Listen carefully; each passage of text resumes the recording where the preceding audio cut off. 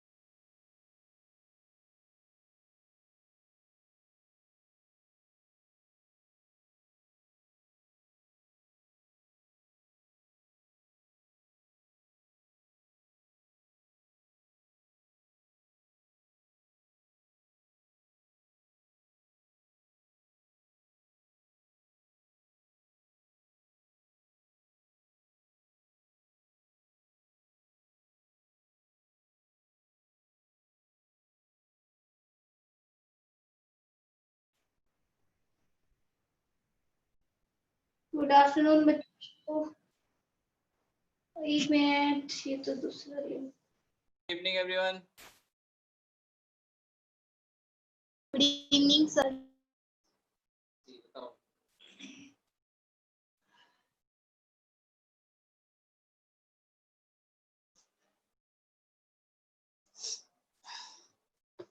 चलिए, पुराने लेक्चर में जो भी पढ़ाया था उसमें से किसी को कुछ पूछना है? जो पढ़ाया था उसमें बताइए पहले, उसका फिर होमवर्क पे आते हैं हम लोग।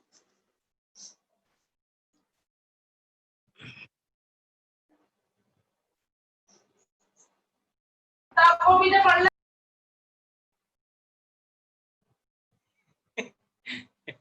किसी घर में कौन नहीं पढ़ रहा है?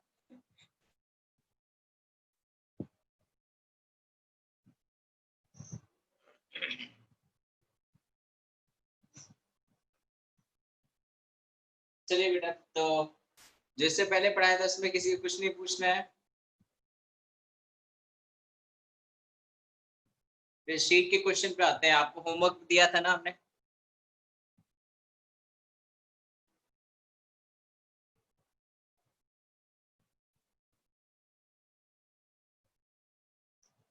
बताइए, 1 to 5 में होमवर्क का डाउट बोलिए। क्वेश्चन नंबर 1 से लेके 5 तक। वैसे मैंने कहां तक दिया था? 20 दिया था या 30 दिया था?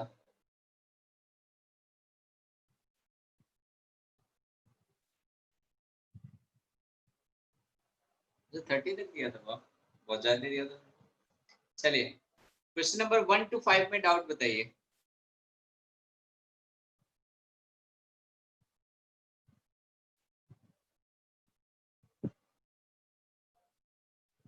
अच्छा, किसी को कुछ नहीं पूछना है? बेटा नो डाउट नहीं, जिसको डाउट बस वही केवल कमेंट करे बस, ठीक है? जिसको डाउट है वो कमेंट कर सकता है, बाकी को लोग कमेंट मत करें। चलिए, 1 to 5 में कुछ नहीं पूछना है। सेकेंड नंबर, हाँ जी प्रशांत बताओ बेटा।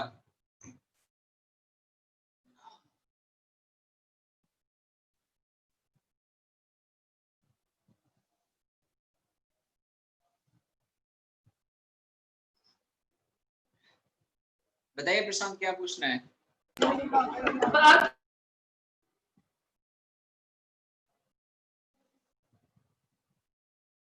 बेटा ये फैक्चुअल चीजें आप इसको याद कर लो। 0.7 degree Celsius, 0.0 degree Celsius, 4.7 ATM. वो एमएम नहीं, एटीएम है।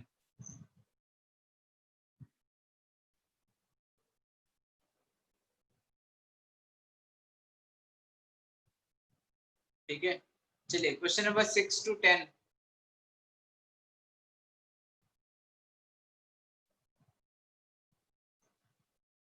Question number 6 to 10। बेटा पहले ये कमेंट करो, होमवर्क किसने किसने किया है, यस लिख के कमेंट करो।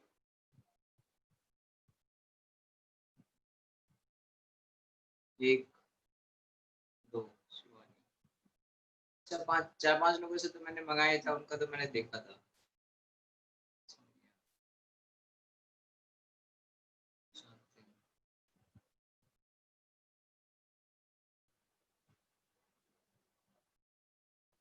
हाँ बेटा आपने भेजा था, मैंने देखा था। प्रशांत सिंह ने भेजा था और आई थिंक शिवानी ने भी भेजा था, उनको भी मैंने कहा था तो उसका भी आया था शायद। चलिए ठीक है, फिर सफिशिएंट है बाकी लोग, कोई बात नहीं, सब लोग कर लोगे तो सबका एग्जाम नहीं क्वालिफाई हो जाएगा। ठीक है, जैसे हमारे स्कूल में एक से सारे हो गए हैं। चलिए फिर तो अच्छी बात है बेटा, अगर आपको इजी लगे तो। हमारे स्कूल में एक हमारा टीचर था, वो कहता था, मतलब वो जब क्लास में पढ़ाता था तो वो टीचर हमारे कि बेटा सब, जैसे 2-3 बच्चों को टारगेट कर रखा था, मैथ के टीचर थे हमारे, तो वो कहते थे ये चीज की, बेटा सब लोग पढ़ लिख लेंगे तो ठेला कौन लगाएगा। तो मैं ऐसा नहीं चाहता कि कोई इसमें ऐसा कुछ करे। ठीक है, तो होमवर्क बेटा प्रॉपर कीजिए, ठीक है, रेगुलरली कीजिए। अगर आप बिलो एवरेज स्टूडेंट भी हो ना, एक चीज ध्यान रखो, कंसिस्टेंसी अगर आपके अंदर रहेगी तो आपका परफॉर्मेंस टॉपर से भी अच्छा होगा। मैं कह रहा हूँ स्टार्टिंग में हो सकता ना हो अच्छा, ठीक है, कि बिल्कुल फर्स्ट टेस्ट में आपके कुछ भी ना आए, या फिर 0 नंबर आए, माइनस में नंबर आ रहे हैं, पॉजिटिव में 10 नंबर 20 नंबर आ रहे हैं, कोई बात नहीं, लेकिन कंसिस्टेंसी जितनी ज्यादा रहेगी आपको एग्जाम क्वालिफाई करने में उतनी आसानी होगी। ठीक है, इसलिए आप होमवर्क, वैसे भी मैं लिमिटेड होमवर्क देता हूँ, कभी कभी होमवर्क रेगुलर कीजिए, जो भी आपको मिला है उसे आप डेली अटेम्प्ट कीजिए। नहीं दे रहा हूँ तो अपने शीट में एक बार एक पेज आप देख लीजिए कि हाँ क्या पढ़ा है, इसमें क्या डाउट रह गया आपको। ठीक है, तो आप होमवर्क अपना रेगुलर अटेम्प्ट कीजिए। इतने दिन का आप लोग को टाइम मिलता है फिर भी आप पूरा नहीं करते हो। चलिए, एक बच्चे ने क्वेश्चन नंबर 8 डाउट पूछा है, air at sea level is dense, this is practical application of। चलिए, बॉयल्स लॉ में क्या कांस्टेंट रहता है?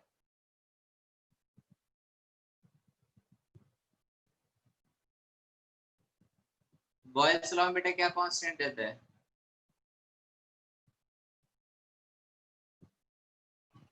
Sir temperature. टेम्परेचर। तो सी लेवल के ऊपर बेटा एक चीज ध्यान रखना कि सी लेवल जब भी होता है ना, तो समुद्र के ऊपर का टेम्परेचर हमेशा कांस्टेंट ही चलता है। ठीक है, तो प्रेशर डायरेक्टली प्रोपोर्शनल टू किसके हो जाता है? वॉल्यूम के। ठीक, तो प्रेशर वॉल्यूम को ऑक्यूपाई करने के लिए उतना ही ज्यादा सेपरेट होती है उस पर्टिकुलर प्रेशर को मेंटेन करने के लिए।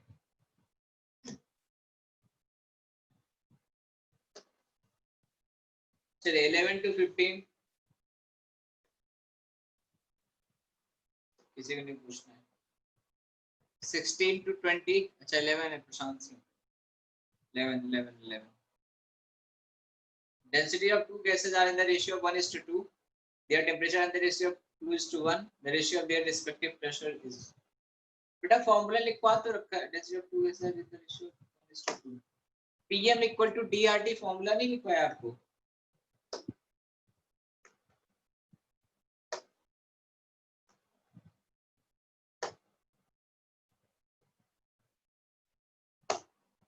तो आप उससे निकल लो, आपको टेम्परेचर दिया तो है। तो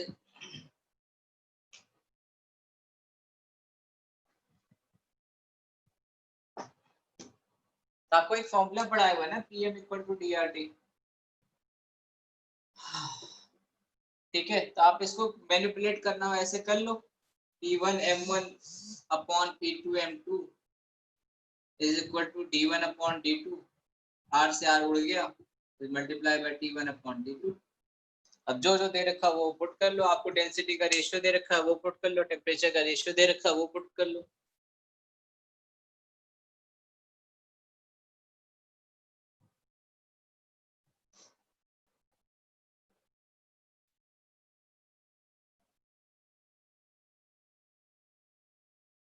ठीक है, चलिए, वैसे मेरे अकॉर्डिंग इसे मॉलिक्यूलर वेट और देना चाहिए था, मॉलिक्यूलर मास और दिया होता तो ज्यादा क्लियरिटी रहती। ये दो गैसेस ने कहा हुआ है तो मॉलिक्यूलर मास इसको देना चाहिए था।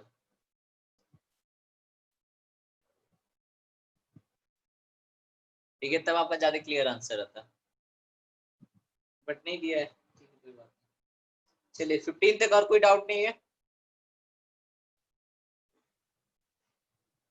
चलिए 16 to 20,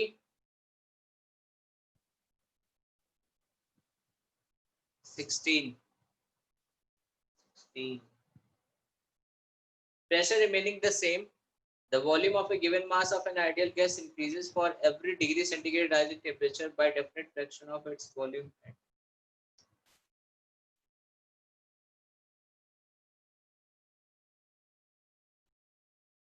बेटा ये मैंने अभी तीनों आपको पढ़ाया नहीं, critical temperature, absolute zero, boils temperature पढ़ाया नहीं है। आप 16 वाला छोड़ दो अभी, ठीक है। ये अब आपका आएगा जब काइनेटिक थ्योरी ऑफ गैसेस शुरू होगी, तब क्रिटिकल टेम्परेचर, बॉयल्स टेम्परेचर ये सब आएंगे।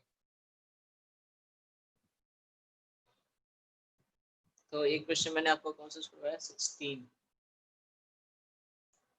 ठीक है। चलिए 16 से 20 हो गया, 16 मैंने आपका लिख दिया। और उसके बाद फिर 21 to 25,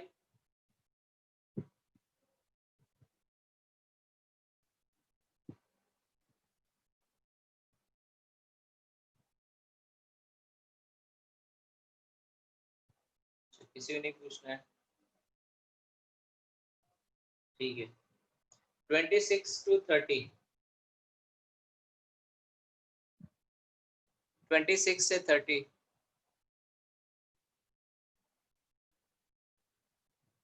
बेटा 29 किससे हो गया, मैंने दिया था क्या होमवर्क में 29?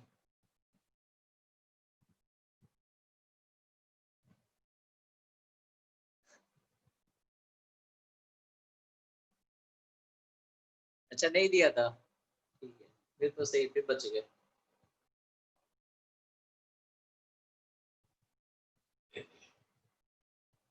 ये आपको वैसे, हाँ ठीक है, ये आपको क्योंकि वैसे फिजिक्स में या फिर केमिस्ट्री में थर्मोडायनेमिक्स पढ़ने के बाद आएगा। आज का होमवर्क लिखिए, क्वेश्चन नंबर 31, 32,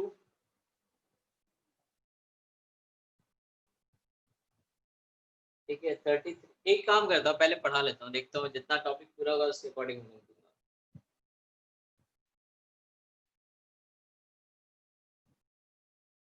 ठीक है, चलिए लास्ट लेक्चर में हम लोगों ने जहाँ तक पढ़ा था उसका आगे आप कंटिन्यू करते हैं।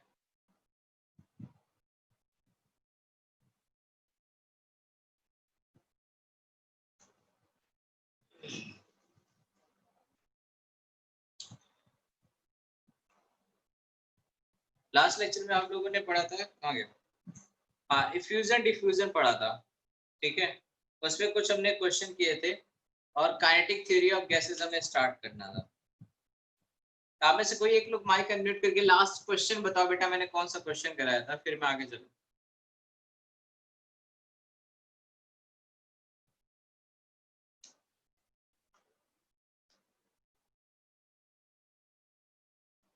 Last question था 1 liter of a gaseous mixture of two gases effuses in 311 seconds, while 2 liter of oxygen gas takes 20 minutes. Calculate vapor density of gaseous mixes containing CH4 and H2.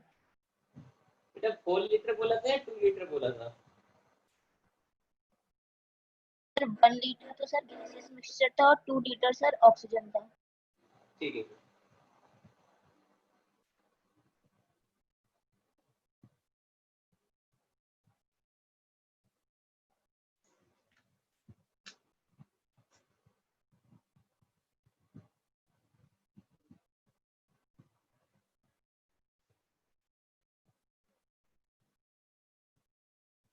चलिए heading लिखे kinetic theory of gases.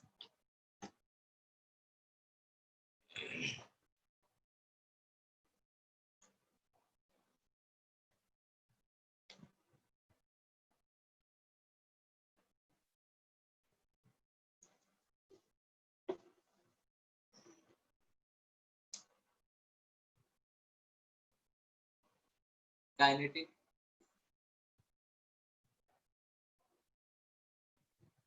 Theory of gases,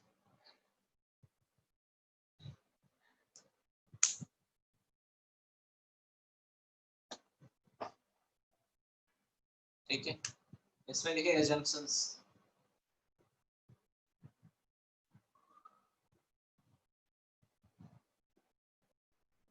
assumption में first point लिखे बेटा, थोड़ा जल्दी जल्दी में साथ साथ लिखिएगा, इसमें कुछ ज्यादा समझाने के लिए नहीं है। Gas molecule can be considered as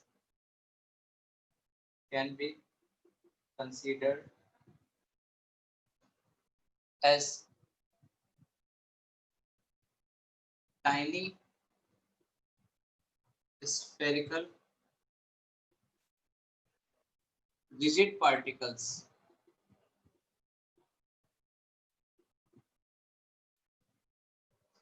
which are identical in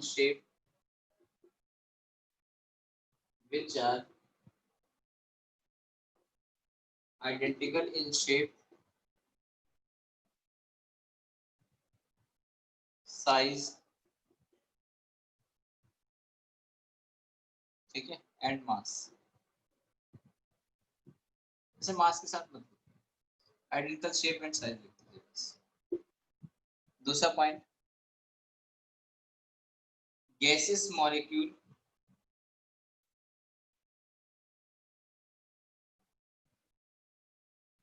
are always in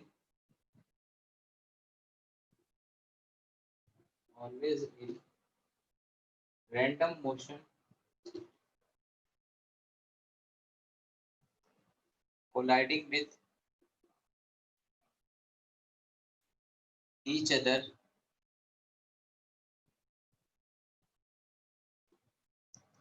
and with the walls of container.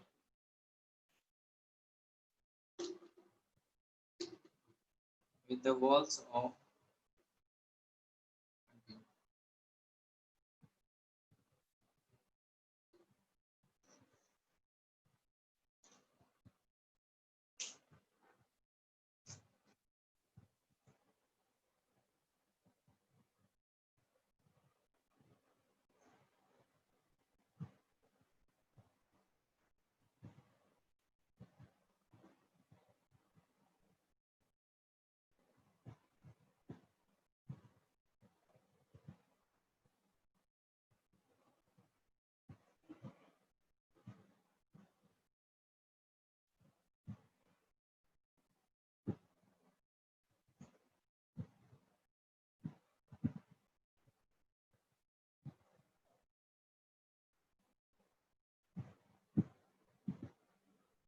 चलिए बेटा, नोट कर लिया सबने?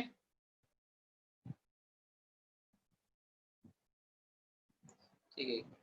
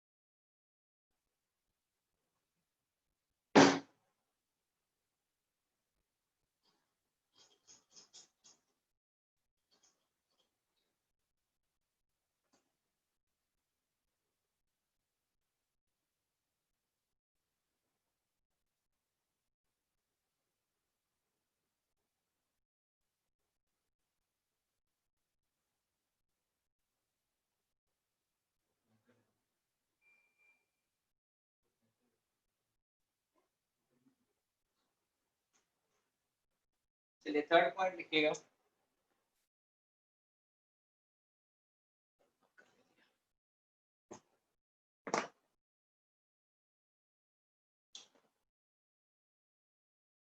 Pressure of the gas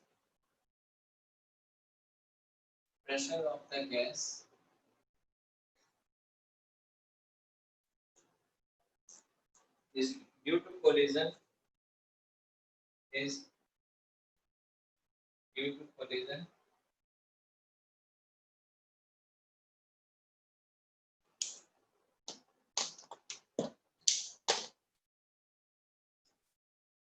of its molecules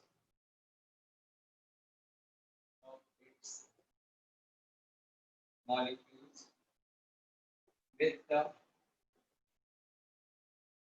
walls of container. Fourth point, all collisions are perfectly elastic. Fifth point, there is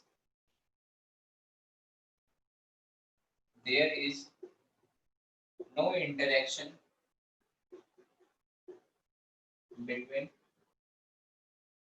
the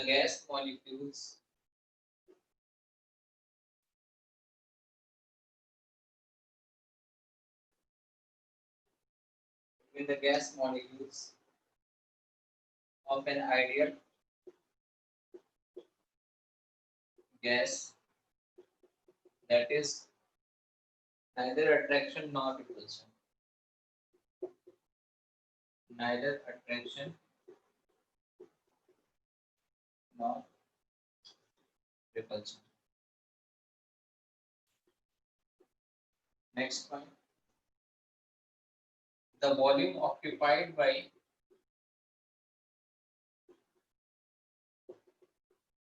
a gas molecule is considered to be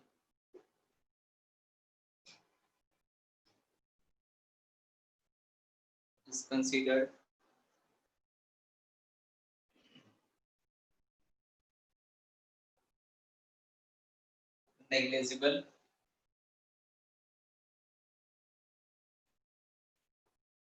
as compared to volume of container. 7th point, Newton's law of motion, Newton's laws of motion are applicable on the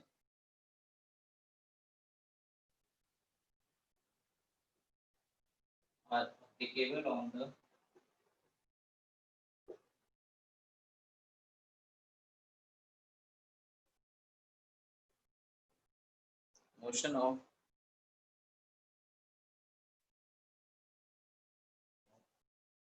gaseous molecule.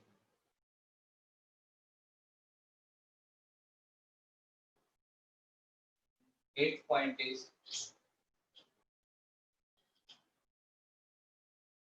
effect of gravity is neglected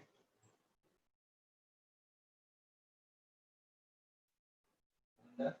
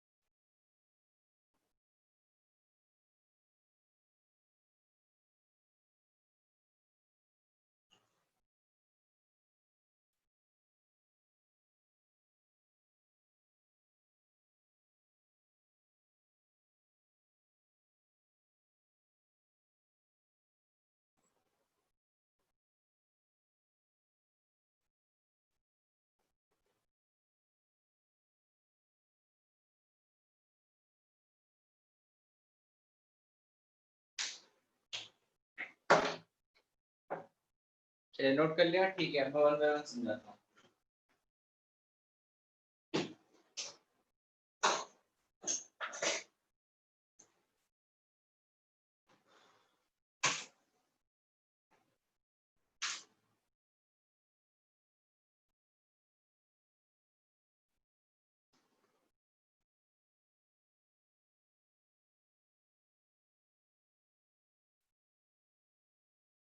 चलिए अब हर एक point को explain करता हूँ और साथ साथ आप समझते जाइए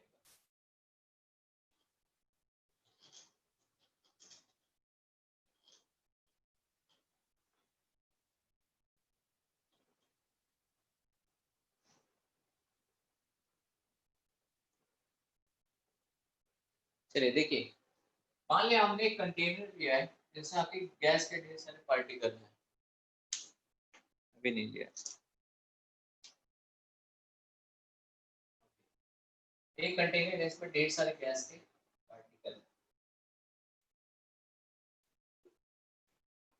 ठीक है, अब हमने क्या क्या चीज नेग्लेक्ट माना है, क्या क्या चीज हम बाद में यूज करेंगे, उसके बारे में भी समझेंगे।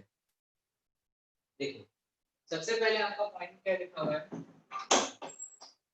कि सबसे वेरी फर्स्ट पॉइंट आपका क्या, gas molecule are considered to tiny specific spherical rigid particles which are identical in size.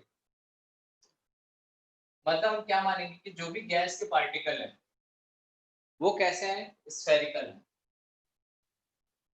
हमारे जो पार्टिकल है वो शेप में कैसे हैं, हम स्फेरिकल मानेंगे। अब वो शेप कैसे भी टेढ़ा मेढ़ा सीधा साधा कुरकुरे जैसा भी क्यों ना हो, हम कैसा कंसीडर करेंगे, स्फीयर। ठीक है, अब जिन्होंने केमिकल बॉन्डिंग पढ़ी होगी उनको पता होगा CO2 का शेप होता है लीनियर, ठीक है, N2 का शेप होता है सिलेंड्रिकल। तो ऐसा कोई बेटा जिसने पढ़ा है वो थ्योरी वहाँ यहाँ मत लगाएगा, वो केमिकल बॉन्डिंग में मॉलिक्यूल के शेप की बात होती है, वो वहाँ की बात है, वो रियलिटी की बात है, ये आइडियल कंडीशन है। तो जो भी हमने एजम्पशंस लिखे हैं ये आइडियल गैस के लिए लिखे हैं। ठीक है,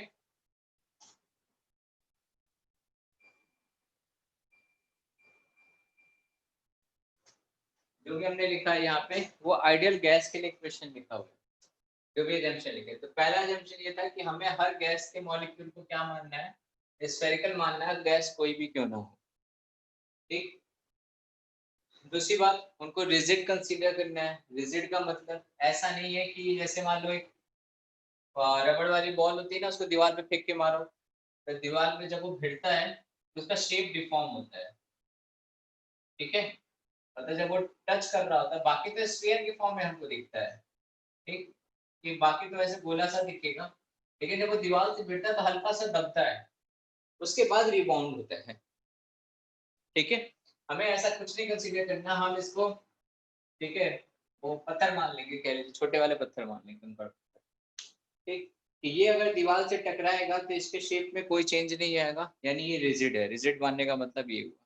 ठीक है, ऐसा नहीं दीवार से टकराएगा तो फूट जाएगा, ऐसा कुछ भी कंसीडर नहीं होगा। ठीक है, गैस का मॉलिक्यूल है, आप नहीं हो, तो दीवार से टकराओ फूट जाओ। उसके बाद सबका शेप और आइडेंटिकल साइज सबको समझ में आएगा। शेप कैसा मानना है, स्फेरिकल। ठीक है, और बाकी सभी गैसेस के बारे में क्या है कि यहाँ राम राज्य है, मतलब आप कुछ भी हो, किसी भी कहीं से भी आते हो, सब बराबर है। N2 हो तब भी कोई बात नहीं, CO2 हो तब भी कोई बात नहीं, आप बस गैस पार्टिकल हो, इससे मतलब होना चाहिए। तो N2 CO2 H2 हीलियम, कोई भी गैस भरी हो इसमें, सब बात बराबर है, बस फर्क इसमें क्या रहेगा, मॉलिक्यूलर वेट में। उसके अलावा कोई मतलब नहीं है। उसके बाद फिर सीधा नंबर ऑफ मोल से डील होता है। नंबर ऑफ मोल में जैसे डील करना स्टार्ट करोगे तो सब बराबर हो जाएंगे, कोई भी गैस पार्टिकल क्यों ना हो। ठीक है, मैं जो बात बोल रहा हूँ इसको आप सुनते समझते जाइएगा, क्योंकि ये सब लिखाऊंगा नहीं है। जो पॉस्टुलेट थे जो आपको पेपर में लिखने, कभी पूछा जाए तो 5-6 पॉइंट लिख देना, उसमें मैं 2-3 पॉइंट इंपॉर्टेंट बता दूंगा आपको, ये जरूर लिखना। ठीक है, तो जहां पे अगर कोई डाउट रहेगा तो पूछ लेना।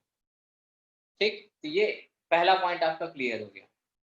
अब दूसरा पॉइंट आपसे क्या कहता है, सेकेंड पॉइंट, कि gaseous molecule are always in random motion colliding with each other and with the walls of the container। चलो, इसका मतलब ये है, ये जो गैस पार्टिकल है ये रैंडम मोशन का मतलब कि जैसे ये इसमें ढेर सारे गैस के पार्टिकल, ठीक है, तो रैंडम मोशन का मतलब ये नहीं कि ऐसे जाएगा फिर ऐसे आराम से घूम रहा है, ऐसे आराम से घूम रहा है, ऐसे आराम से सब घूम रहा है, ऐसा नहीं। रैंडम मोशन कि मर्जी पड़े जिधर घूम रहा है, ऐसा नहीं होता है। रैंडम मोशन का मतलब ये है कि जैसे ये चला, ये चलेगा स्ट्रेट लाइन में, हमेशा स्ट्रेट लाइन पाथ फॉलो करेगा। तो स्ट्रेट लाइन पाथ फॉलो किया, जब ये जा रहा था तो ये रास्ते में मिला, इससे भिड़ गया, तो भिड़ेगा तो मान लो इधर की साइड में डेविएट हो गया। अब ये आगे जा रहा था, यहाँ कोई और मॉलिक्यूल मिला, इससे भिड़ गया, ठीक, इधर डेविएट हो गया, कोई बात नहीं।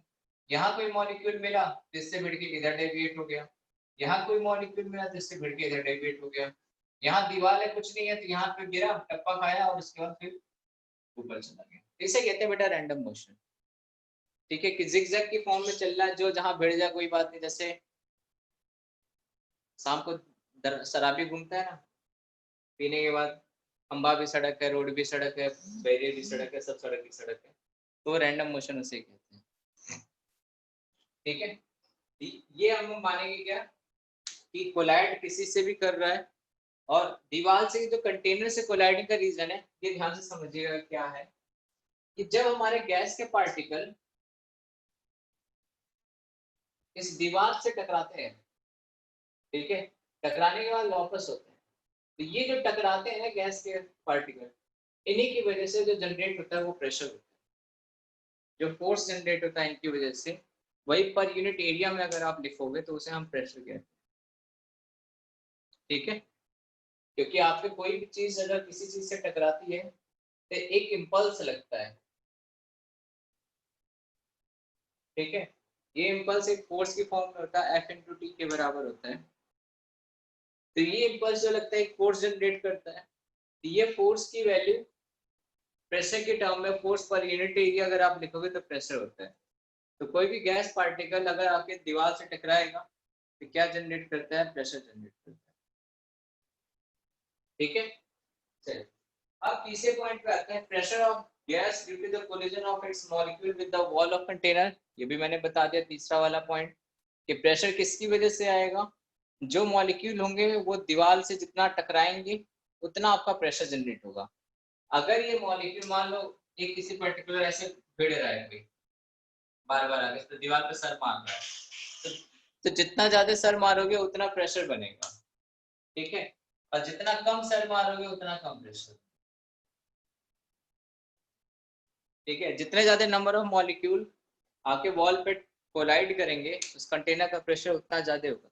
तभी ये होता है कि number of moles of gases हम बढ़ाते हैं अगर किसी फिक्स वॉल्यूम में कंटेनर के अंदर, तो प्रेशर आपका बढ़ता है, क्योंकि नंबर ऑफ मॉलिक्यूल बढ़े तो नंबर ऑफ रैंडम मोशन बढ़ेगा, रैंडम मोशन बढ़ेगा तो ढेर सारे मॉलिक्यूल हो जाएंगे। तो जो पहले 10 मॉलिक्यूल आराम आराम से टकरा रहे थे, अब 50 हो गए, तो 50 एक साथ या 40 टकरा रहे होंगे। तो जैसे नंबर ऑफ मॉलिक्यूल दीवार से टकराते हैं आपका प्रेशर बढ़ता है।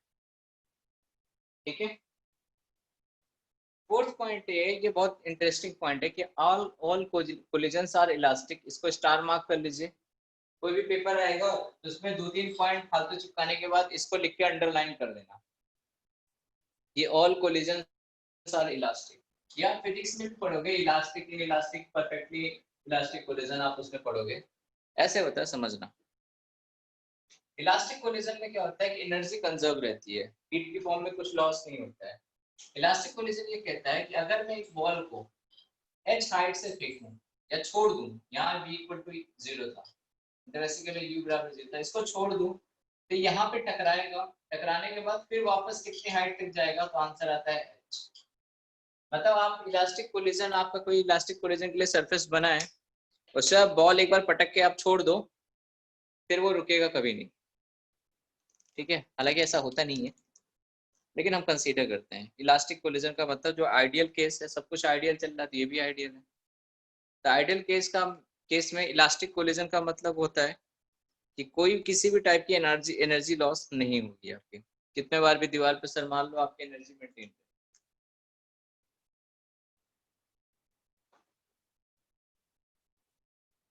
ठीक है, चलिए अब यहाँ तक 3-4 पॉइंट जो डिस्कस किए, किसी को डाउट कुछ?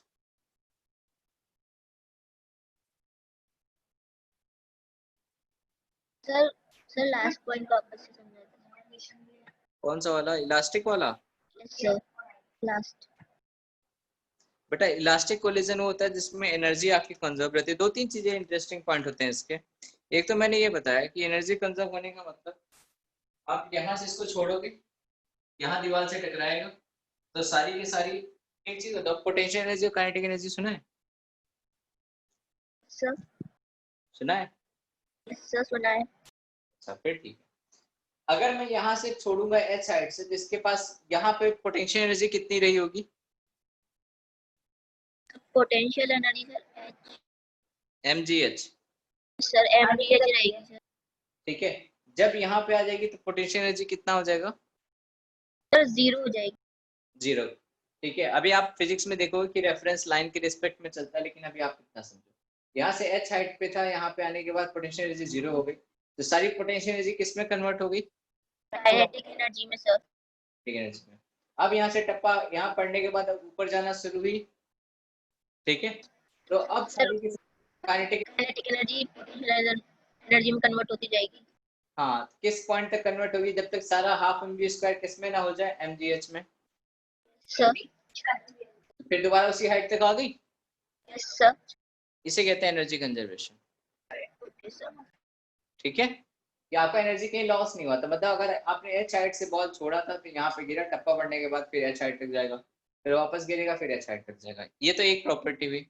दूसरी प्रॉपर्टी मतलब ये कि आपका ये दीवार से टकराएगा, तो अगर v वेलोसिटी से टकराएगा तो v से वापस भी आएगा। ठीक है, अगर v से टकराए तो -v से वापस आ जाएगा, मतलब स्पीड नहीं बदलेगी, वेलोसिटी बदल जाती है डायरेक्शन के साथ। ठीक है, और कोलिजन, ये जैसे मान लो आप भाग रहे हो और इससे भिड़ जाओ। ठीक है, तो भिड़ने के बाद क्या होता है, कुछ हीट की फॉर्म में लॉस होता है, लेकिन इलास्टिक कोलिजन में हम मानते हैं कुछ भी लॉस नहीं हुआ है। मतलब वेलोसिटी क्या करेगा, अगर इससे भिड़ गया तो हो सकता है थोड़ी अपनी वेलोसिटी इसको दे दे और थोड़ी सी धीमा धीमा हो जाए, लेकिन अगर दोनों का काइनेटिक एनर्जी का सम करोगे तो सेम आएगा। ठीक है, मतलब अगर मान लो इसके पास काइनेटिक एनर्जी 4 जूल के बराबर है, ये भागता हुआ इस रुके हुए से भिड़ गया। ठीक है, सेम मास के हैं तो इसको भी 2 जूल दे देगा, खुद भी 2 जूल रखेगा, फिर दोनों साथ साथ भागेंगे। ठीक है, लेकिन ओवरऑल एनर्जी के लिए 4 जूल के बराबर, ये कहते हैं एनर्जी कंजर्वेशन। ठीक है, हाँ जी, किसी और का कुछ और डाउट है?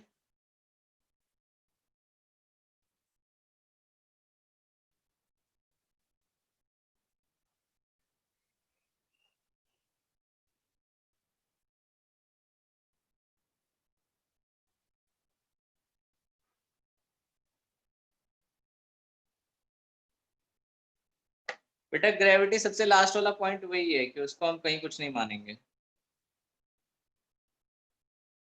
ठीक है, सबसे लास्ट वाला जो एजम्पशन है वो वही है कि ग्रेविटी को हम कहीं कंसीडर नहीं करेंगे, कि mg की वजह से एटम धीरे धीरे लटक लटक के नीचे आ जाएगा, तो ऐसा हम कुछ कंसीडर नहीं करेंगे। सर हाँ जी, sir size of O2 molecule sir size of NO2 molecule के बराबर रहेगा। हाँ बेटा, हम बराबर अभी लेके चलेंगे, होता नहीं है लेकिन हम मान के चलेंगे बराबर। ठीक है, आइडियल गैस इक्वेशन में मान के चलेंगे, सब आइडियल है, तभी तो आइडियल नाम है, रामराज नाम है इसका। आगे चले।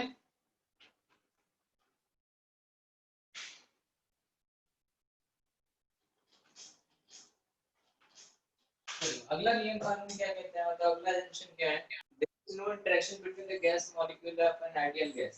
बेटा ये 5वां पॉइंट पे 2 स्टार लगा लो, क्योंकि अभी हम रियल गैस पढ़ेंगे तो 5वें वाले को करेक्ट करेंगे, बाकी को नहीं करेक्ट करेंगे, लेकिन 5वें वाले को भी रियल गैस इक्वेशन में करेक्ट करते हैं हम लोग।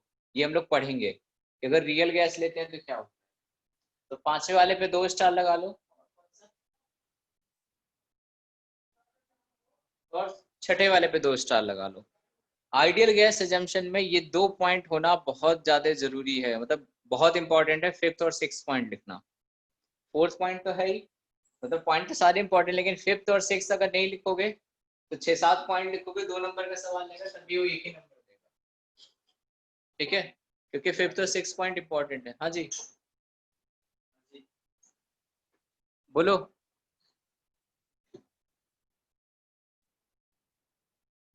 अच्छा, कुछ नहीं पूछना है, चलो 5th पॉइंट समझाता हूँ, समझो क्या होगा। There is no interaction between the gas molecules of an ideal gas, neither attraction nor repulsion। मतलब क्या है कि हमारे डब्बे में अगर ऐसे बंद कर रखा है 2 मॉलिक्यूल, बड़ा ये रहा, मतलब अब तो मैंने स्फीयर बना दिए, ठीक है, और इतने बड़े बड़े नहीं होंगे, आपको छोटा कंसीडर, तो हम ये लेके चलते हैं कि ये वाला, ठीक है, पहला वाला दूसरे वाले को किसी भी तरीके से ना अट्रैक्ट करेगा ना रिपेल करेगा। ठीक है, तुम अमीर हो जाओ गरीब हो जाओ, उसको कोई फर्क नहीं पड़ने वाला। ठीक, मतलब ये आपसे ना बातचीत करेगा ना कुछ करेगा, ज्यादा पास आओगे, जब मान लो ऐसे ऐसे आए सामने सामने भिड़ गए, देखेगा ठीक है कोई बात नहीं, भिड़ गए, ये इधर भाग जाएगा, ये इधर भाग जाएगा, बस उसके अलावा और कुछ नहीं होगा। मतलब कोई भी मॉलिक्यूल के बीच में इंटरेक्शन फोर्सेस नहीं लगेंगे, जबकि एक्चुअल में ऐसा नहीं होता है। ठीक है, एक्चुअल में तो हमें सबको पता है कि कुछ लगे चाहे नहीं चल लगे, ग्रेविटेशनल अट्रैक्शन ऑफ फोर्सेस हमेशा लगता है, Gm1m2/r²। दो मॉलिक्यूल के बीच में वो तो हमेशा लगेगा। इसके अलावा अगर कोई मॉलिक्यूल पोलर है, पोलर क्या होता है वो हम बाद में समझेंगे। ठीक है, अगर कोई मॉलिक्यूल पोलर है तो एक पोलर दूसरे पोलर को अट्रैक्ट करता है। बस पोलर का मतलब इतना समझो कि ऐसे कोई एक पॉजिटिव में और एक निगेटिव में, जैसे मान लो आपका वो है CH3Cl, ये पोलर मॉलिक्यूल होता है, H2O ये पोलर मॉलिक्यूल होता है। मतलब ये ऐसे पॉजिटिव नेगेटिव बांट के रखते हैं, मतलब तुम थोड़ा सा इधर हो जाओ, तुम थोड़ा सा इधर हो जाओ। ठीक है, अब क्या करते हैं कि एक मॉलिक्यूल दूसरे मॉलिक्यूल को ऐसे अट्रैक्ट करके रखता है, तो प्लस वाला माइनस वाले को पकड़ के रखता है, माइनस वाला प्लस वाले को पकड़ के रखता है। जैसे मॉलिक्यूल क्या पास पास आते हैं, तो पास पास आने से क्या होता है, जो चीज आपको गैस में मिलेगी वही लिक्विफाई हो जाती है। ठीक है, मॉलिक्यूल जैसे पास पास आते हैं तो चीजों में लिक्विफिकेशन उतना आसान होता है। तो जो जितना पोलर होगा वो लिक्विड में रहना पसंद करेगा एज कम्पेयर टू गैस में। तो हम ऐसा कोई भी इंटरेक्शन इसके बीच में नहीं मान रहे हैं, मान रहे हैं कि हम सब देश दुनिया से परे हैं, सारे गैस मॉलिक्यूल, कोई अट्रैक्शन कोई रिपल्शन नहीं है, सब बाबा हो गए हैं। ठीक है, चलिए ये पॉइंट याद रखना, बाद में हम इसको सही करेंगे कि रियल गैस जब पढ़ेंगे तो हम बताएंगे कि कोई बाबा नहीं होता है, मतलब कोई देश दुनिया से परे नहीं होता है, कुछ ना कुछ लग रहा होता है। उसके बाद 6th point is the volume occupied by the gas molecules is negligible in comparison to the volume of the gas। वह गैस कह लो या कंटेनर कह लो कुछ भी, क्योंकि बेटा गैस का वॉल्यूम क्या होता है, तो ठीक है, तो वो गैस का वॉल्यूम फकीर वाला होता है। उससे पूछो घर कहाँ, तो बोलता है सारा आसमान। तो वैसे भी गैस के लिए कि आपने इसको डब्बे में बंद कर दिया, उससे पूछो वॉल्यूम, तो नाम लेगा कंटेनर का। ठीक है, तो इस गैस को आपने इस कंटेनर में बंद करके रख दिया। ठीक, अब गैस के पार्टिकल आपको इतने छोटे छोटे कंसीडर करने हैं, और आपको ये मान के चलना है कि कंटेनर का वॉल्यूम ही गैस का वॉल्यूम है जितना ऑक्यूपाई किया है। मतलब आप किसी इंडिविजुअल का कोई एग्जिस्टेंस नहीं है, ऐसा नहीं कि ये थोड़ा मोटा है तो इसका वॉल्यूम कंसीडर कर लें कंटेनर के रेस्पेक्ट में, तो ऐसा कुछ नहीं करना है। हमें मान के चलना है कि हर एक गैस मॉलिक्यूल का खुद का कोई वॉल्यूम नहीं है, या फिर खुद का वॉल्यूम है तो कंटेनर के रिस्पेक्ट में ऑलमोस्ट नेग्लिजिबल है, मतलब उसको लेना ही नहीं है। ठीक है, ये दो करेक्शन हम लोग करेंगे रियल गैस इक्वेशन में। एक तो इसका गैस का वॉल्यूम मानेंगे, बाद में जब हम करेक्शन करेंगे कि ये गैस का वॉल्यूम है, अगर है तो कैसे यूज करना है, और दूसरा कि ये कोई भी दुनिया में बाबा नहीं होता, सबको कुछ ना कुछ मोह प्यार होता है। ठीक है, चलिए उसके बाद लास्ट दो लाइन है, न्यूटन्स लॉ ऑफ मोशन और applicable on the motion of gases molecule. मतलब ये है, मतलब ये क्या, मतलब कुछ नहीं है, न्यूटन लॉ लगता है सब जगह।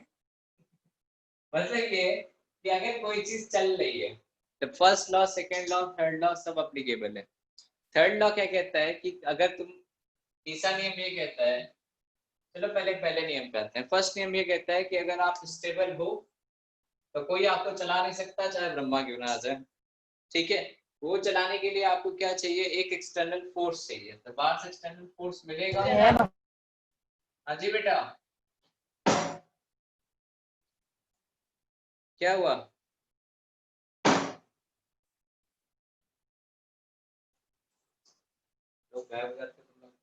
चलो, अगर आप बैठे हुए हो चुपचाप किसी बस में, किसी ट्रक में, ठीक है, और बस रुकी हुई है, तब आप चल नहीं सकते, कुछ भी कर लो, जब तक आपको एक्सटर्नल फोर्स नहीं मिलेगा। तो जब तक एक्सटर्नल फोर्स, वो बस स्टार्ट होगी, इंजन ईंधन बर्न होगा, उसके बाद आप चलना स्टार्ट होगा, आपकी बस चलेगी। ये फर्स्ट नियम कहते हैं। ठीक है, दूसरा लॉ हमारे अभी यहाँ कुछ काम का नहीं है, बाद में जब आएगा तब देखेंगे। तीसरा लॉ क्या कहता है कि अगर कुत्ता आपको काटा है तो आप कुत्ते को दौड़ा के काटो। ठीक है, इसका मतलब हर एक्शन का रिएक्शन होता है, तो अगर आप यहाँ से भागती हो आगे, इस पे अपना सर मारोगे तो ये अपना सर आपको मारेगा। ठीक है, मतलब अगर आपने इसके ऊपर एक्शन कुछ किया है तो रिएक्शन के बदले में ये भी कुछ रिस्पॉन्स में फोर्स देता है। अगर दीवार नहीं खिसक रही तो ये टच के कांटेक्ट में एक दो अलग अलग फोर्स लगते हैं। ठीक है, आपने इधर से किया है, इसकी वजह से क्या जनरेट होता है, प्रेशर जनरेट होता है कंटेनर पे। कंटेनर नहीं खिसकने वाला तो वो उसको नॉर्मल रिएक्शन लगा के बैलेंस करता है। ठीक, और भी न्यूटन का कुछ मतलब होता है, वो जब थोड़ा आप पढ़ लोगे तब आपको समझ में आ जाएगा कि न्यूटन क्या चीज था, फिजिक्स में मिल जाएगा आपको वो। चलिए, अब जो पॉइंट लिखा है इसमें किसी कुछ पूछना है?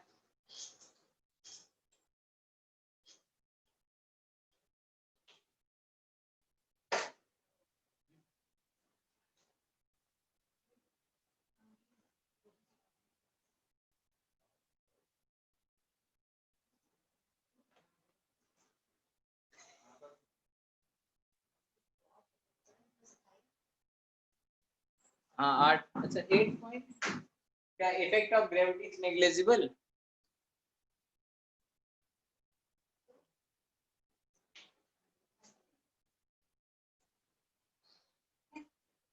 अच्छा वो समझाता हूँ। देखो, हमें पता है कोई भी पार्टिकल अगर हवा में उड़ रहा है, ठीक है, मान लो ऐसे कंटेनर था, उस कंटेनर में पार्टिकल हवा में उड़ रहा था, ठीक है, आप उसको क्या करो, थोड़ी देर के लिए छोड़ दो। तो हम ये कंसीडर करते हैं, जैसे मान लो आपके रूम में डस्ट पार्टिकल है, उस पे mg फोर्स लगता है, तो वो धीरे धीरे धीरे धीरे आके आपके फर्श पे चिपक जाएगा। ठीक है, हम गैस के लिए ऐसा कुछ कंसीडर नहीं करेंगे कि गैस मॉलिक्यूल अगर आपके क्यूब वाले कंटेनर में घूम रहा है तो हम ऐसा कुछ नहीं कहेंगे कि यहाँ पे जो CO2 है या फिर H2 है या फिर कुछ भी गैस है, कितने कम ज्यादा टेम्परेचर कर लेंगे, हमें मानते हैं कि आप अगर -8 -20 -30 कहीं भी पहुंच जाओ, ये मॉलिक्यूल जमीन पे आके नहीं चिपकेगा, मतलब ये घूमता ही रहेगा, मतलब टहलता रहेगा। आपको ग्रेविटेशनल फोर्स कंसीडर नहीं करना है, कि ऐसा नहीं करना है कि मॉलिक्यूल ऐसे चल रहा है, चलते चलते चलते mg फोर्स नीचे लग रहा है, जाना था इससे भिड़ने, वापस ये जमीन पे खुद ही चला गया। तो इसका मतलब ये है कि ग्रेविटेशनल फोर्स की वैल्यू आपको नहीं यूज करनी है। आपको ये mg फोर्स नहीं लगाना है कि गैस का खुद का कुछ ना कुछ वेट होगा, mg लगेगा, तो जो मॉलिक्यूल हवा में टहल रहा था वो नीचे आ जाएगा।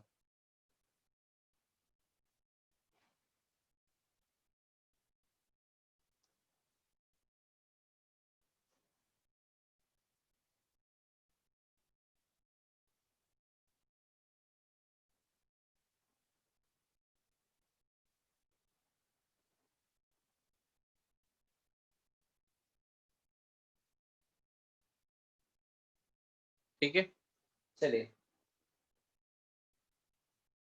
ये तो थे आपके थ्योरेटिकल पार्ट जो आपको याद रखने हैं, समझ के रखना है, 1-2 बार पढ़ना, अपने आप याद हो जाएगा, और 2-3 पॉइंट रट्टा मान लेना, वो बोर्ड एग्जाम में काम आ जाएगा।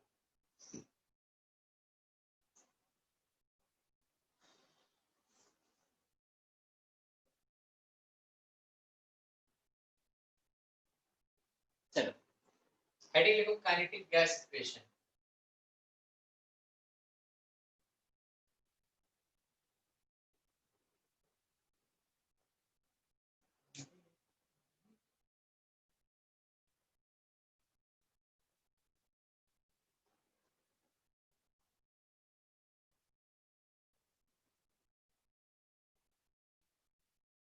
समझते हैं क्या होता है ये?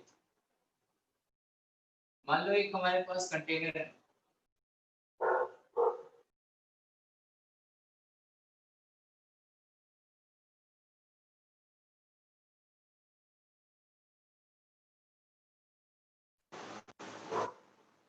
ठीक है,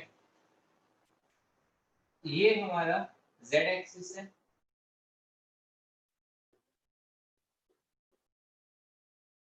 ये हमारा x एक्सिस है, और इधर हमारा y एक्सिस।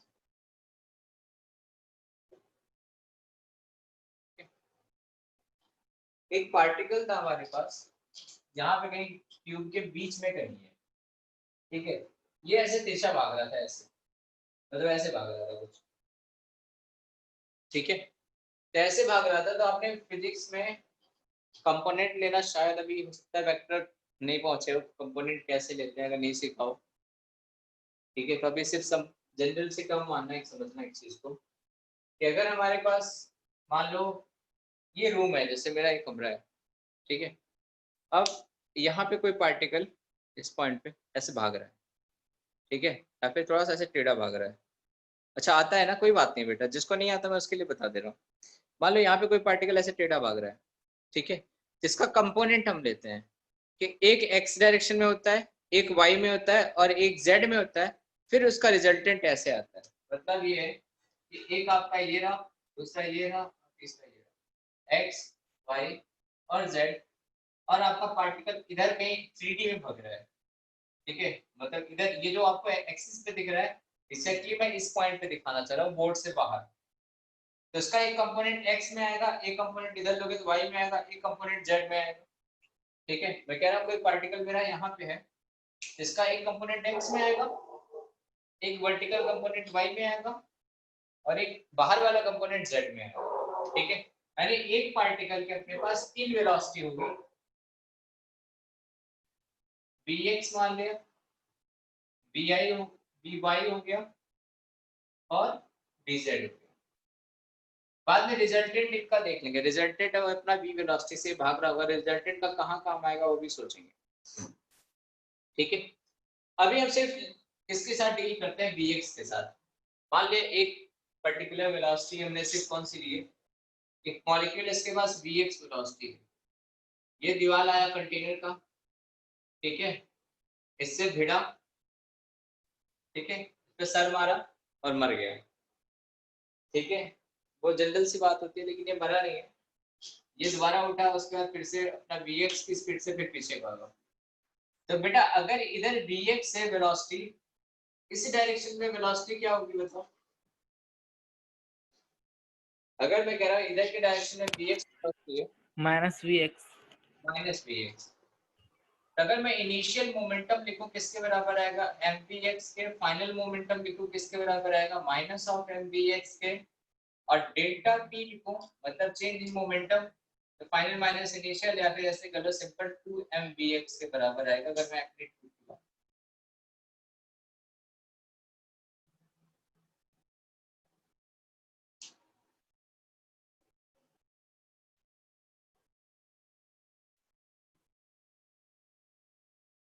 यहाँ तक किसी कोई दिक्कत परेशानी?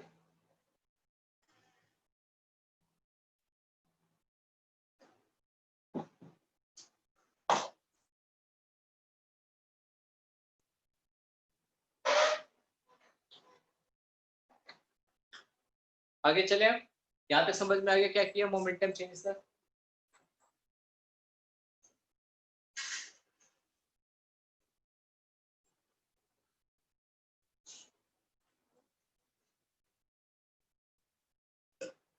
ठीक है,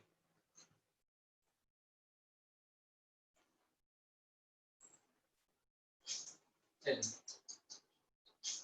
अब इसके आगे समझते हैं।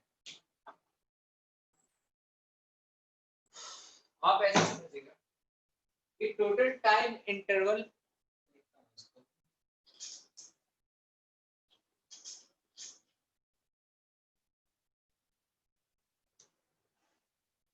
Time interval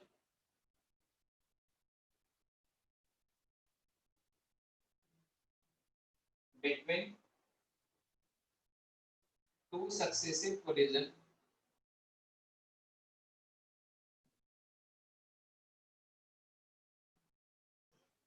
on the same face,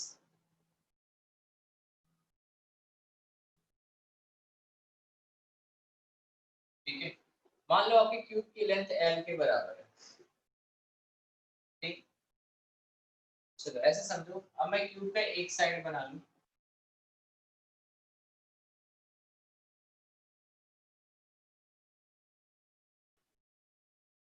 ऐसे सीन बना लेता हूं, समझ। मेरा एक पार्टिकल है जो इस सरफेस के जस्ट पास में है, मतलब इससे जो साइड वाली मान लो ये मेरी दीवार है, ठीक है, इससे जस्ट थोड़ा सा बाहर है, ठीक। अब इसको यहाँ से जाके टकरा के वापस फिर इसमें आने में, टकराने में कितना टाइम लगेगा, उसकी बात कर रहा हूँ, ठीक है। और नहीं भी बाहर हो तो आप ऐसे समझो, एक मॉलिक्यूल आया, इससे टकरा गया, ठीक है। अब मेरा सवाल ये है कि ये मॉलिक्यूल इस दीवार से कितनी देर बाद टकराएगा। दो दीवार है, इनके बीच की डिस्टेंस L के बराबर है, ये v वेलोसिटी से चल रहा था, ये इससे भिड़ा, ठीक है। अब ये आपको बताना है कि इस दीवार से कितनी देर बाद दोबारा टकराएगा।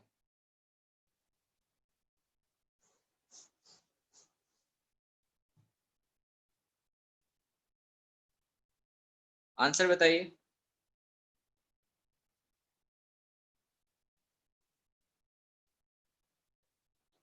हाँ, 2L/v से टकराएगा, ठीक है। ये यहाँ से भिड़ा, यहाँ से यहाँ वापस गया, यहाँ से भिड़ के फिर यहाँ वापस आया। वेलोसिटी कहीं कुछ नहीं बदली है, मतलब स्पीड कहीं कुछ नहीं बदला है, यानी टोटल टाइम कितना लगेगा, that is equal to 2L/Vx।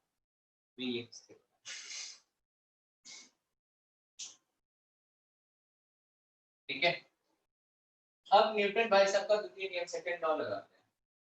तो न्यूटन का सेकंड लॉ क्या कहता है,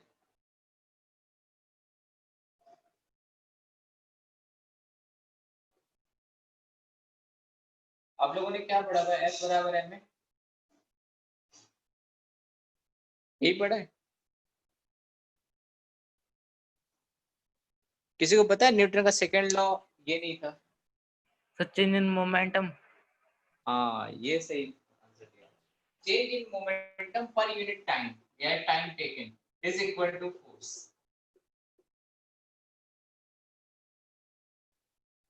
ठीक है। तो चेंज इन मोमेंटम किसके बराबर था, 2mvx के, टाइम कितना लगा है, 2L/Vx is equal to force. ठीक है। यानी x डायरेक्शन में फोर्स की वैल्यू किसकी बराबर आई है, ये x डायरेक्शन की बात है क्योंकि सब मैंने x में लिया है, 2 से 2 उड़ गया, यानी mvx² डिवाइडेड बाय L, समीकरण संख्या 1। वैसे जरूरत नहीं है, मैंने कहीं बनाया नहीं, थोड़ा बनाया मैं।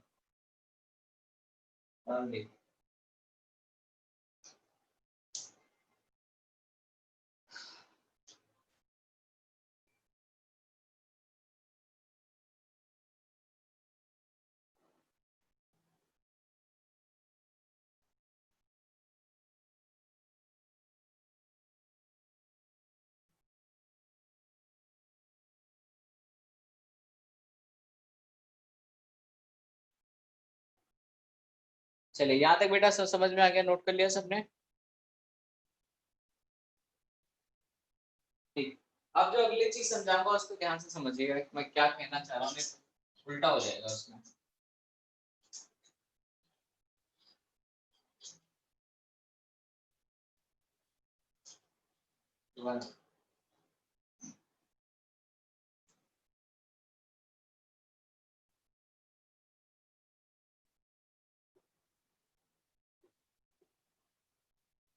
चलो, एक पार्टिकल है, वो इस दीवार से टकराया और इस दीवार में फोर्स क्या लगाया, Fx से लगाया। ये पार्टिकल भगता हुआ यहाँ आया, इससे फोर्स क्या लगाया, Fx से बराबर। बताओ इसने नेट फोर्स कितना लगाया, तो आप आंसर दोगे 0। क्यों, बिल्कुल ठीक है। जबकि आंसर 0 नहीं होगा, आंसर होगा 2Fx से बराबर।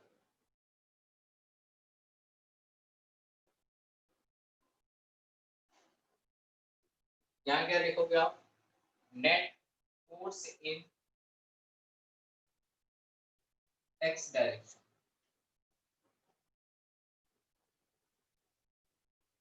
इसको आप ऐसे समझना कि मान लो कोई दो दीवार है, ठीक है, इधर से आपको दबा रही है, जैसे दो वॉल है, इधर से आपको दबा रही है और इधर से आपको दबा रही है, ठीक है। आप दोनों को क्या करो कि दोनों हाथ लगा के आप ऐसे रोकने की कोशिश करो, इधर से ऐसे प्रेस कर रही है, आप इधर से इसको दीवार को लगाओ रोको और इधर से दीवार को रोको। इधर आपने 5 न्यूटन का फोर्स लगाया, इधर आपने 3 न्यूटन का फोर्स लगाया, तो बताओ टोटल आपने कितना फोर्स एक्सर्ट किया है।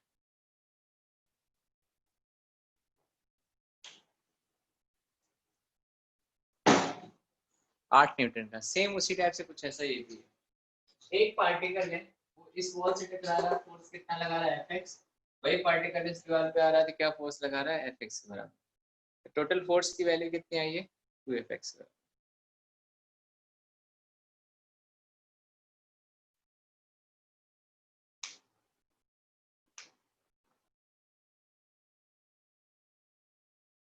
ठीक है, चलिए अब Fx की वैल्यू हमने किसके बराबर निकाली थी, mvx² l, यानी 2mvx² divided by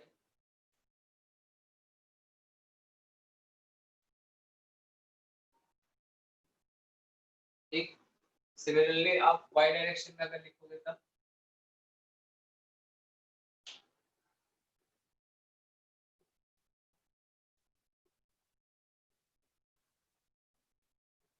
y direction में अगर आप लिखोगे तो f ऑफ y या फिर नेट f नेट इन y डायरेक्शन इसके बराबर आएगा 2m vy² डिवाइडेड बाय। अब z डायरेक्शन में अगर लिखोगे तो आपका f नेट z किसके बराबर आएगा 2m vz² डिवाइडेड बाय।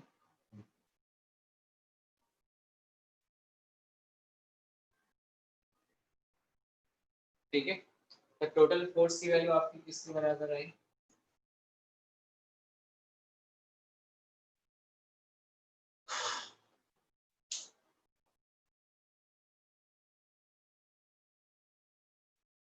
आप तीनों को जोड़ दो। एफ नेट किसके बराबर है, जितना एक्स में लग रहा था तो वाई में लग रहा था तो जितना जेड में।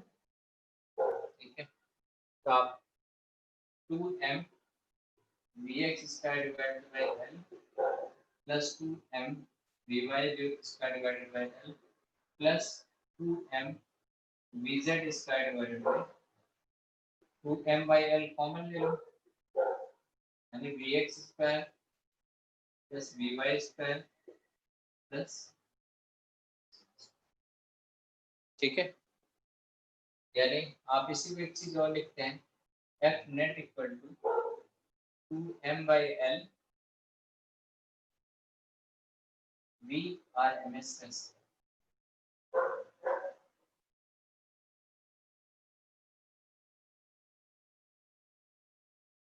ठीक है, ये आर एम एस लिखा हुआ है, ऐसे वाला आर एम एस।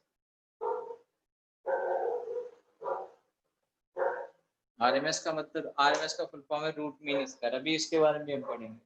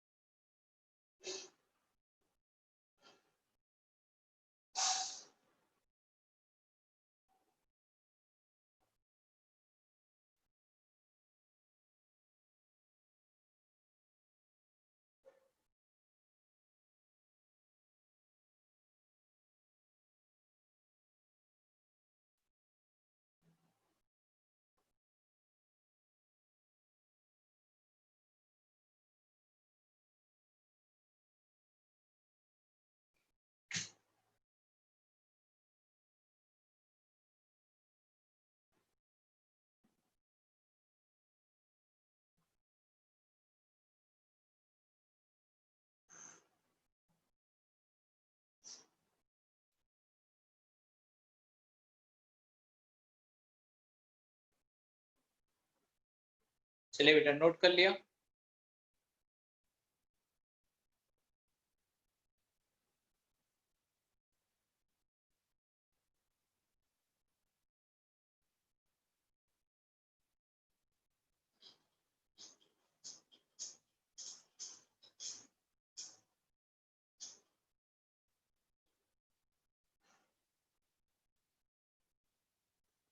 चलिए, अब अगर हम प्रेशर की बात करें तो प्रेशर क्या होता है, force upon area.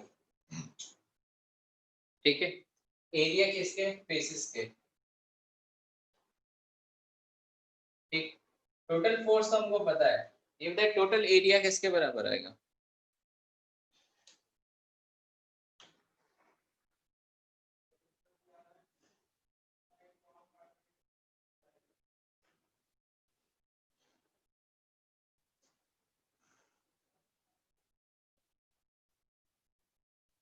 Area total किसके बराबर आएगा?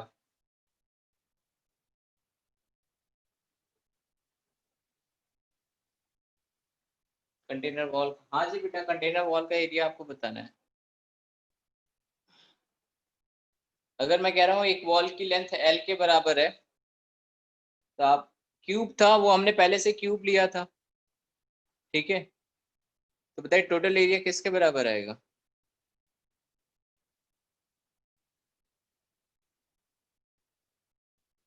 देखो ऐसे समझो, हाँ जी 6L स्क्वायर, ये सही आंसर है। फोर्स हमने टोटल कितना निकाला था? 2M/L BRMS square. एक फेस का एरिया किसके बराबर आएगा? एक फेस की लंबाई कितनी है L और चौड़ाई कितनी है L।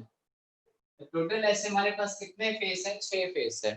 एक फेस का एरिया L स्क्वायर, तो टोटल 6 फेसेस का एरिया किसके बराबर आएगा? 6L स्क्वायर के बराबर है, ठीक है। इससे इससे उड़ा दिया, ठीक, यानी M/3L³ इंटू BRMS का,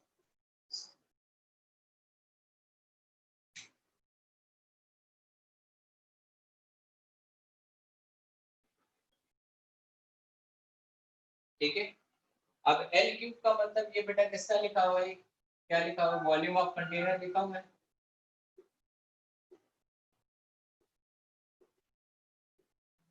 ठीक है। यानी हम इसको ये भी लिख सकते हैं M/3B equal to BRMS square. यहाँ से ये भी लिख सकते हैं PB equal to 1/3M into BRMS का स्क्वायर। ये सिर्फ कितने मॉलिक्यूल के लिए है? ये जो हमें PB की वैल्यू निकालेंगे, this is for only one molecule,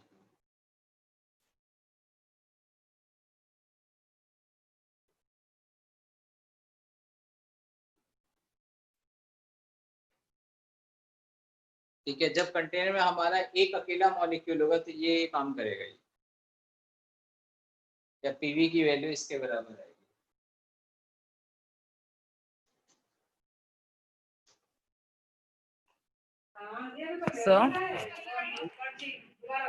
sir हाँ बोलो। सर हमने तो सर दो ही वॉलों पे सर प्रेशर लगाया है। कैसे दो ही लगाया? बाद में मैंने दो पे और नहीं लगाया। तो सर 4 वॉल हो गई। हाँ जी। सर 6L स्क्वायर क्यों लिया है सर हमने? अरे बेटा एक्स डायरेक्शन में दो वॉल है, तभी तो हमने 2Fx किया था फोर्स की वैल्यू। एक्स डायरेक्शन की ये दोनों वॉल ले ली। ओके सर, सर आ गया सर समझ में।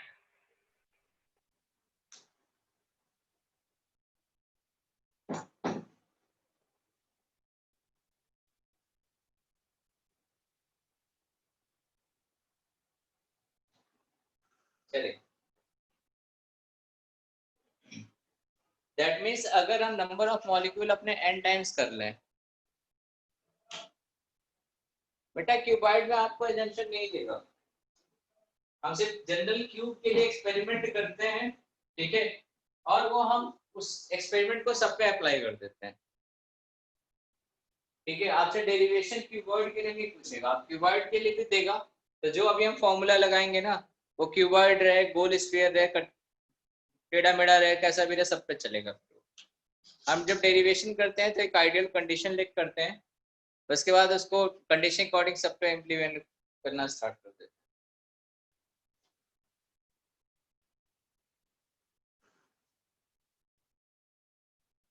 ठीक है। चलिए,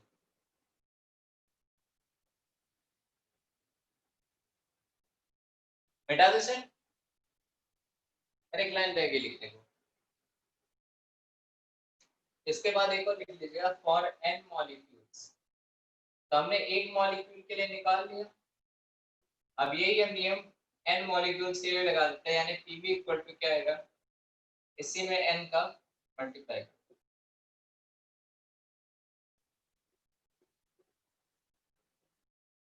1/3 NM इंटू BRMS।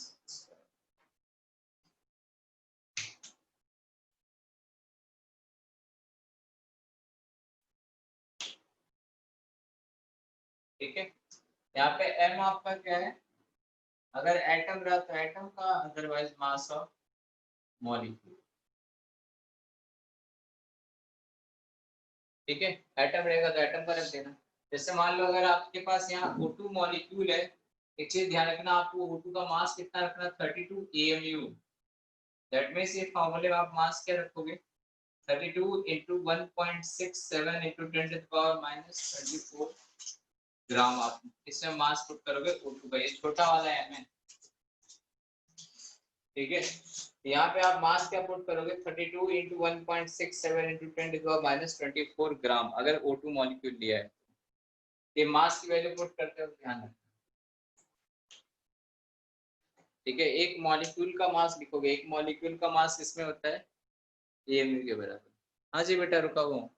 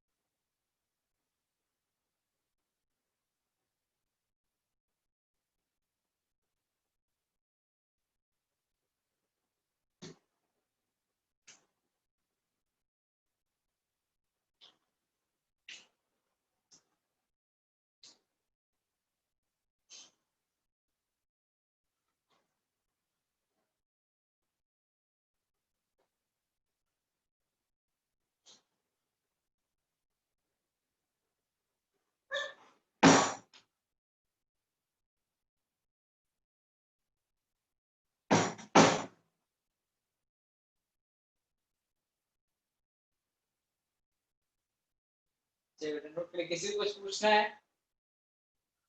कोई डाउट किसी को?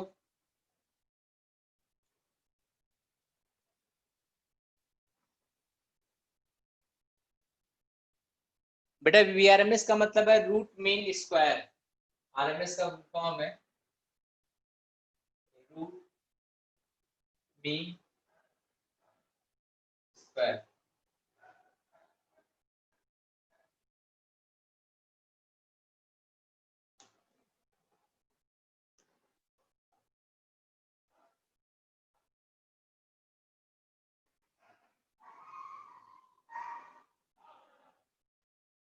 चलिए क्वेश्चन लिखते हैं।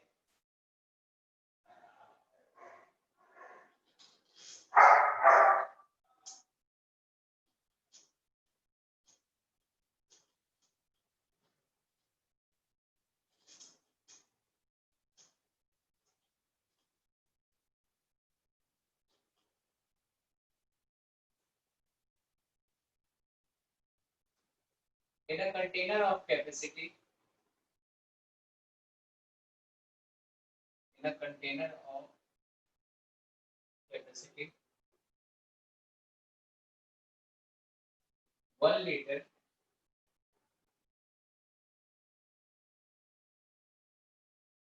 and there are 10 to the power 23 molecules, each of mass each of mass 10 to the power minus 20 22 gram।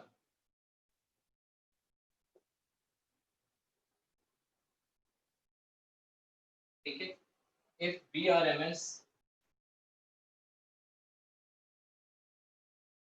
is 10 to the power 5 centimeter per second, then calculate pressure of gas।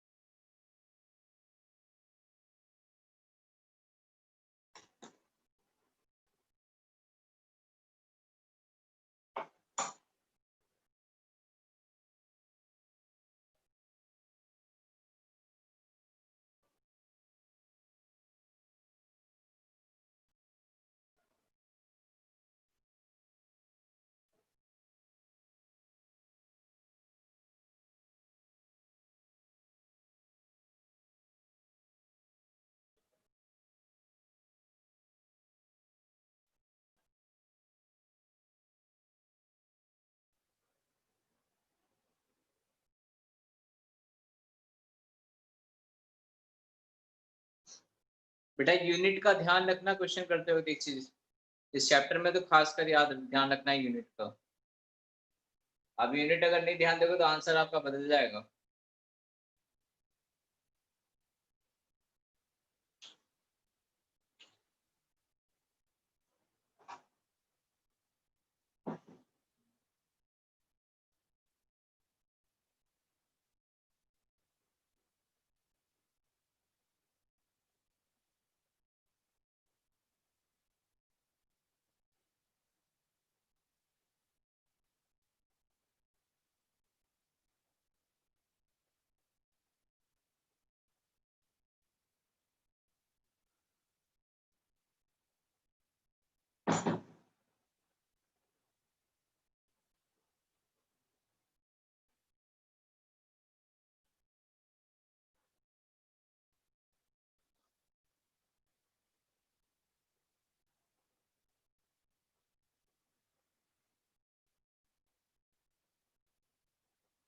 बेटा किसी का कुछ answer आया?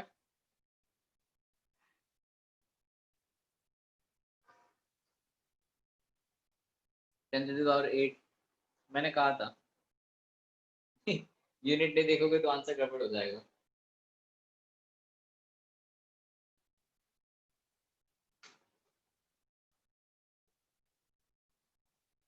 थोड़ा सा 10⁷/3। हाँ ये answer सही है, 10⁷/3 आंसर सही है।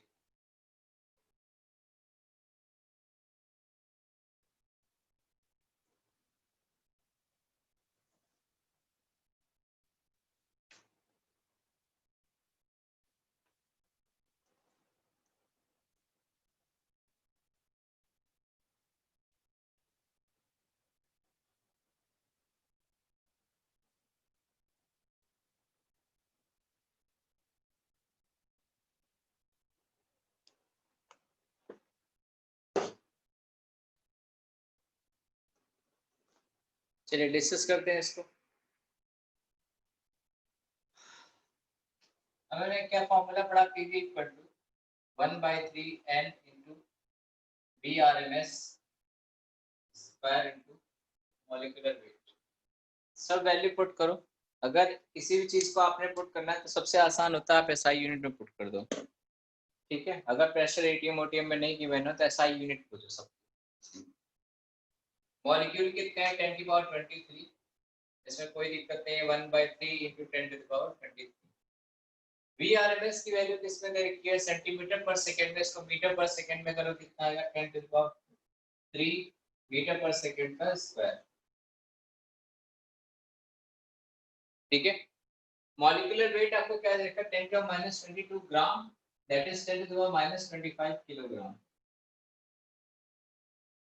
प्रेशर हमको नहीं पता है, वॉल्यूम 1 लीटर यानी 10⁻³ मीटर क्यूब। मैं सबको लिख दे रहा हूँ, वॉल्यूम इक्वल टू 1 लीटर था, equal to 10⁻³ metre cube. m आपका 10⁻22 ग्राम था, इसको मैंने क्या लिखा 10⁻25 किलोग्राम। वेलोसिटी आपकी क्या थी 10 सेंटीमीटर पर सेकेंड, इसको मैंने क्या लिखा 10⁻³ मीटर पर सेकेंड। अब सॉल्व कर लो, आपका आंसर आ जाएगा, ठीक है।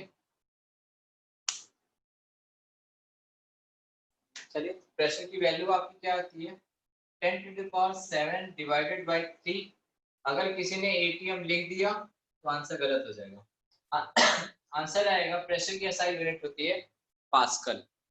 तो जब आप प्रेशर वॉल्यूम आप मीटर क्यूब वगैरह में यूज करो तो प्रेशर जनरली आपका किस में आता है, पास्कल में आता है, ठीक है। नहीं बेटा चल तो रही वीडियो, देखो चल रही है।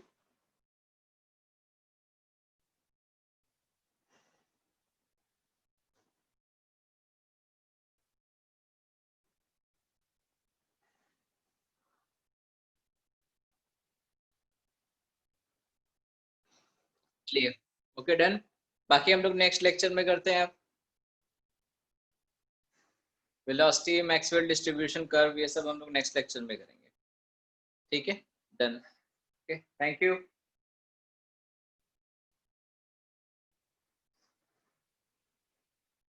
बेटा मैं आपको ग्रुप में कर दूंगा, अगर मुझे लगा कि हाँ है कुछ होमवर्क ठीक ठाक अमाउंट में, तब मैं आपको ग्रुप में भेजूंगा, अदरवाइज नेक्स्ट लेक्चर के बाद में भेजूंगा, क्योंकि और भी डेरिवेशन मुझे कराने थे, बाकी रह गए।